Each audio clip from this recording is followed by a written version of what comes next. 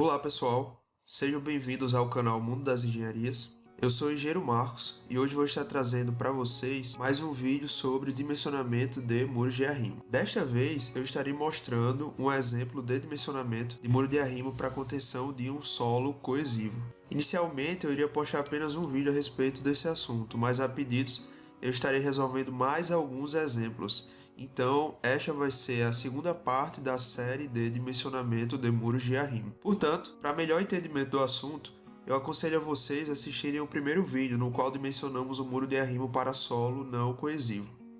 Muito do passo a passo do dimensionamento vai ser bastante semelhante ao primeiro vídeo.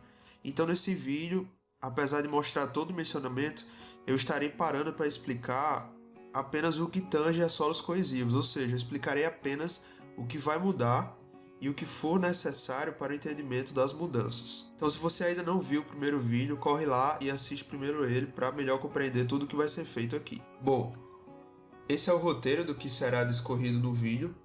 Eu estarei explicando alguns pontos inicialmente, com posterior apresentação do exemplo de dimensionamento e seguindo o mesmo passo a passo do vídeo passado para dimensionarmos o nosso muro de arrimo. Basicamente, o que vai mudar no dimensionamento do solo que apresenta coesão para o solo não coesivo é no diagrama final de distribuição dos empuxos. A coesão do nosso solo ela vai ser acionada no sentido de garantir a estabilidade do nosso talude, seja se realizarmos um dado corte ou quando da atuação do empuxo ativo. Portanto, ela irá se opor à atuação do empuxo ativo. E esse gráfico aqui é o que corresponde à distribuição final do empuxo ativo para um solo coesivo. Mas como se chegou a isso? Podemos observar como se chegou a esse gráfico final através da decomposição dele. Se esse solo aqui ele fosse um solo não coesivo, como é que a gente ia calcular? Daquela mesma maneira que nós vimos no primeiro vídeo. Iríamos calcular a pressão proveniente pela camada de solo aqui no ponto mais baixo. E como se calcularia essa pressão? Gama H vezes o nosso Ka. E para calcular a área dessa figura, nós teríamos que multiplicar pelo H e dividir por 2. Ou seja, isso aqui seria o que nós já fizemos. Mas como esse solo ele apresenta uma parcela de coesão, a gente vai ter que somar com essa parcela de coesão. Mas como eu falei para vocês, a coesão ela vai atuar no sentido oposto ao empuxo ativo. Então ela vai entrar como uma parcela negativa, que até certo ponto ela vai aliviar aqui embaixo, depois ela vai conseguir superar o empuxo, proporcionando uma tração no nosso solo. E essa coesão ela vai ser encontrada por 2 vezes C, que é a coesão do nosso solo, vezes a raiz de Ka. E podemos observar, pessoal, que o gráfico da coesão ela vai ser retangular, diferentemente do gráfico do empuxo, porque aqui nós vamos ter uma variável que é a nossa altura, que ela vai mudar conforme a profundidade. Já na coesão, nós não temos variáveis, nós só temos constantes. A coesão, que subentende que ela vai ser a mesma ao longo da profundidade, e o nosso Ka, que vai ser o mesmo se o nosso solo aqui for o mesmo ao longo da profundidade. Fazendo a soma, então, desses dois gráficos, nós vamos ter o gráfico da distribuição do nosso empuxo final. Vamos observar um pouco mais agora esta distribuição final. Como vocês podem ver, até um certo ponto, o empuxo zera, que é exatamente aqui nesse ponto. E ele deixa de ser um valor positivo para ser um valor negativo, ou seja, um valor que vai estar causando tração no nosso solo. Esse ponto é exatamente o ponto em que a coesão ela vai se igualar ao nosso empuxo ativo. Depois desse ponto, a coesão ela sempre vai superar o nosso empuxo ativo. Com isso, nós podemos entender um novo princípio, que é o princípio da altura crítica, que é esse H aqui. A altura crítica é a máxima altura que um dado solo coesivo ele possa ser cortado sem a necessidade de contenção, ou seja, um corte natural. Então, se a gente tem que nessa altura aqui não vai haver empuxo ativo, o nosso solo não vai ser deslocado nesse sentido, então a gente vai poder conseguir realizar um corte. E a gente calcula essa altura aqui, que nós vamos chamar de HI, através dessa fórmula, e a altura crítica vai ser exatamente 2 vezes HI. Mas por que 2 vezes HI? Se a gente observar, pessoal, essa parcela negativa, quando a gente somar com essa área positiva do gráfico, ela vai se anular com exatamente um triângulo das mesmas dimensões. Ou seja, nós vamos ter um dobro de HI, no qual não vai ter atuação de empuxo, teoricamente. Então a gente pode fazer o corte desse solo até uma altura de 2 vezes HI, que é a nossa altura crítica. Entretanto, muitos profissionais aconselham que seja especificado como altura crítica, ou a máxima altura que o solo possa ser cortado, apenas o valor de HI. Ou seja, por questões de segurança, o coeficiente de segurança nesse caso seria 2. Então nós teríamos apenas o valor de HI recomendado para que seja a altura crítica aceitável. Entendido o HI, podemos falar de mais um ponto importante. Nesta parcela do solo superior, que vai ser submetida à tração, se o solo ele não conseguir resistir à tração, pode ocorrer o aparecimento das conhecidas fendas de tração, que são fendas que vão alcançar uma profundidade de exatamente HI, a profundidade na qual os empuxos se zeram. Sabendo disso, nós podemos considerar essa parcela do solo resistindo à tração ou não no nosso dimensionamento que vai vir a posterior. Por fim, temos o nosso empuxo passivo. Ao contrário do empuxo ativo, aqui a coesão ela vai corroborar junto com ele para a estabilidade do nosso muro, ambos se opondo ao empuxo passivo, e por isso ela será somada aqui em vez de ser diminuída. Temos então a área triangular representante do nosso empuxo e a área retangular representante da nossa coesão, mudando apenas na formulação, que aqui era KA e passa a ser KP. Como a área agora total vai ser um trapézio, nós vamos ter que calcular o centroide para saber onde é que vai atuar essa resultante aqui do nosso empuxo passivo. Temos aqui então o nosso exemplo, aqui são os dados do nosso exemplo. Vocês podem observar aqui que no caso eu vou estar usando um solo que ele tanto apresenta ângulo de atrito, como ele apresenta também uma parcela de coesão. Mas todas as fórmulas que serão discorridas aqui nesse dimensionamento servem tanto para um solo desse tipo, como um solo puramente coesivo, que só apresente coesão de fato. Primeiramente então estaremos calculando o nosso coeficiente de empuxo ativo e passivo. Aqui nós temos toda a formulação, como vocês já sabem, substituindo os valores para um ângulo de 27 graus. Nós teremos o nosso valor de KA e o nosso valor de KP. Juntamente agora, pessoal, nós vamos já calcular o nosso HI para saber qual vai ser a altura em que os empuxos eles se zeram. Substituindo os valores, nós temos que o HI é de 2,86 metros. E vamos chamar a partir de agora esse valor de Z0. Bom, para podermos prosseguir no dimensionamento, temos que fazer a consideração. Teremos que considerar se aquela parcela do nosso solo representante por HI, que agora chamamos de Z0, ela vai resistir ou não à tração. Então nós vamos ter duas maneiras de calcular o nosso empuxo ativo. Pelo primeiro método, considerando que aquela parcela ela resiste à tração, ou pelo segundo método, considerando que ela não resiste à tração. Se a gente considerar que ela resiste à tração, o nosso empuxo total ele vai ser exatamente a soma desses dois gráficos. Então nosso empuxo vai ser igual numericamente à área 1 mais área 2, área 1 mais área 2. Nós vamos ter exatamente aquilo que a gente já vem calculando, ó. O KA vezes o gama vezes o H dividido por 2, essa é a primeira parcela. E no retângulo aqui, menos 2 vezes C vezes raiz de KA vezes o valor de H. A gente pode tanto calcular individualmente, como a gente pode calcular essa área aqui total. Só que lembrando, essa parcela da área aqui é positiva e essa é negativa.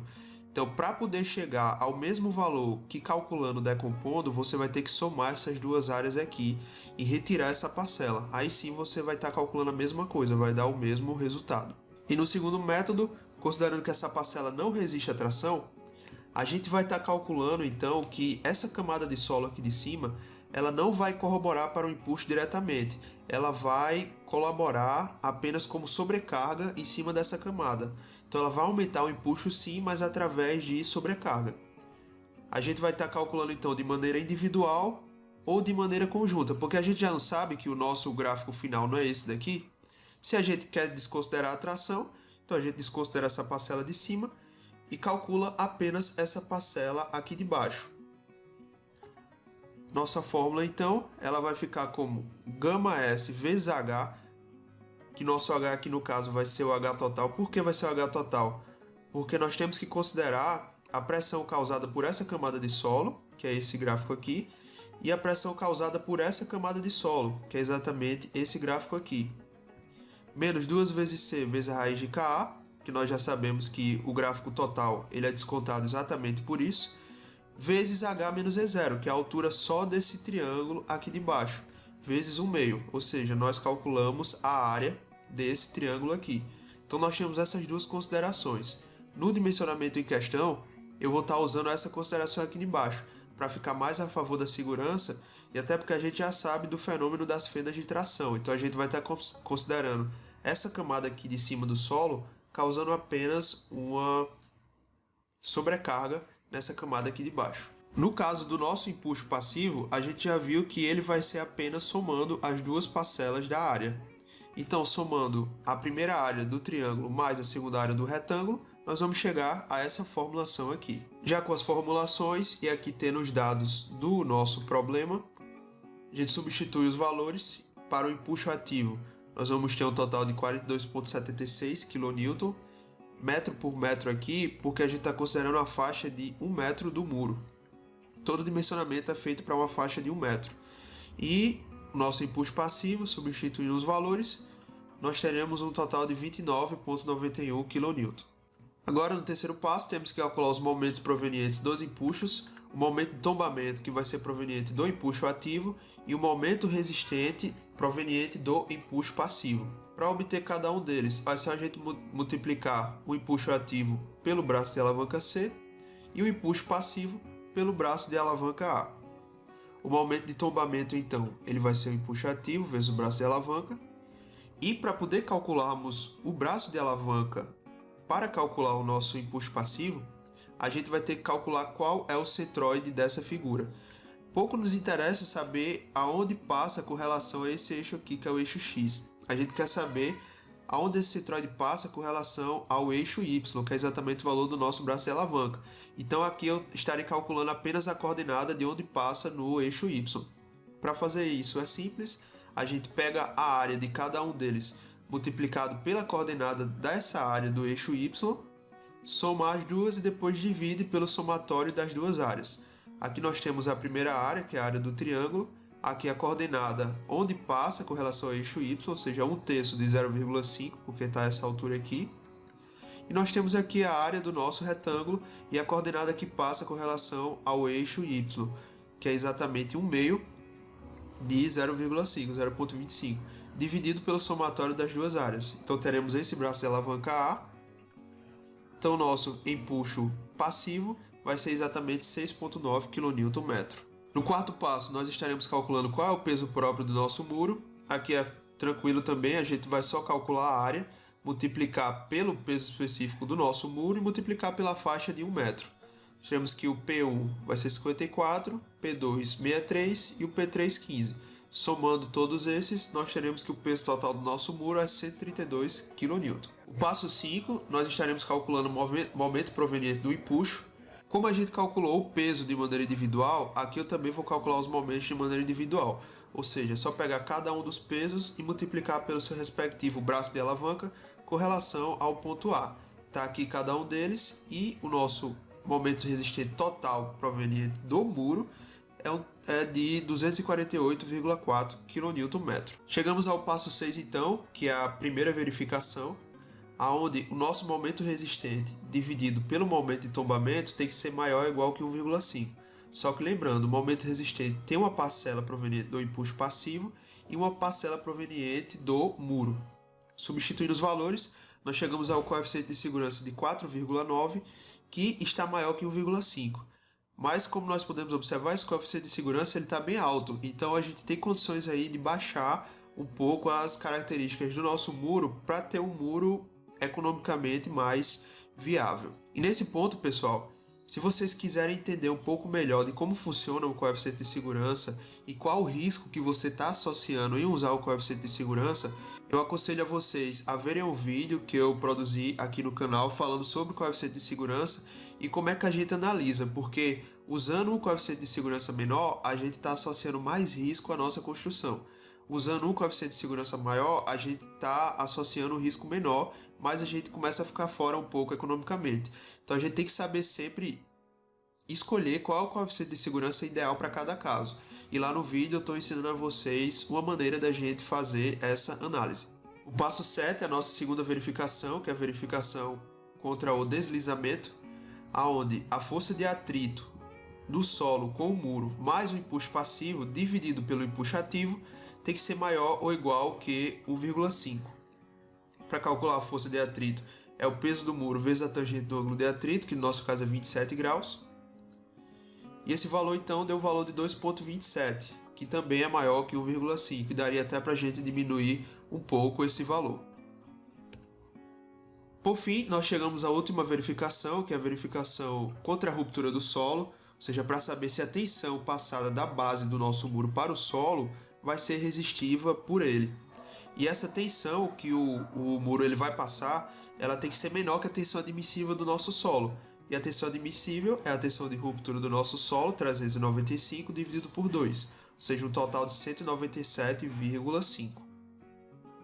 Inicialmente nós calculamos o valor de A', que é o somatório dos momentos, o momento do empuxo passivo, o momento resistente do muro, menos o momento do tombamento, dividido pelo somatório das forças verticais, que é 132. Jogando o valor de A' agora na fórmula do E, nós encontramos que o nosso E é aproximadamente zero. E a verificação que nós temos que fazer é se esse E ele é menor que B sobre 6. Se ele for menor que B sobre 6, a excentricidade calculada ela vai estar dentro do núcleo. Então a gente vai calcular a nossa tensão máxima por essa fórmula. Se for maior que B sobre 6, para a excentricidade fora do núcleo, nós temos que calcular por essa fórmula aqui de baixo. Como deu dentro do núcleo, a gente joga na fórmula aqui, substituindo os valores, onde V é exatamente o somatório das forças verticais, B é a nossa base de 3 metros, e nós chegamos a um valor de 44 kN metro por metro, ou um valor de 44 kPa, que é menor que a nossa tensão admissível. E mais uma vez eu venho lembrar que muitos calculistas ainda consideram a recomendação de você analisar a estabilidade global do seu talude, com assuntos mais específicos da área de geotecnia. Bom, pessoal, esse foi o nosso vídeo de hoje então. Eu espero ter colaborado mais uma vez para o conhecimento de vocês, mostrando um pouco de como se calcula o muro de arrimo para solo coesivos. E mais à frente eu estarei trazendo mais alguns exemplos de dimensionamento de muros de arrimo, usando dois tipos de solo, mudando a inclinação de atuação do nosso empuxo, a inclinação do nosso talude, colocando sobrecarga, enfim. Vou trazer mais alguns exemplos para estar auxiliando no aprendizado de vocês. Muito obrigado então a todos que assistiram. Não esqueça de avaliar o vídeo, se você gostou deixe o seu joinha. Se inscreva no canal para estar recebendo a notificação de quando os novos vídeos forem postados. Até o próximo vídeo e um grande abraço.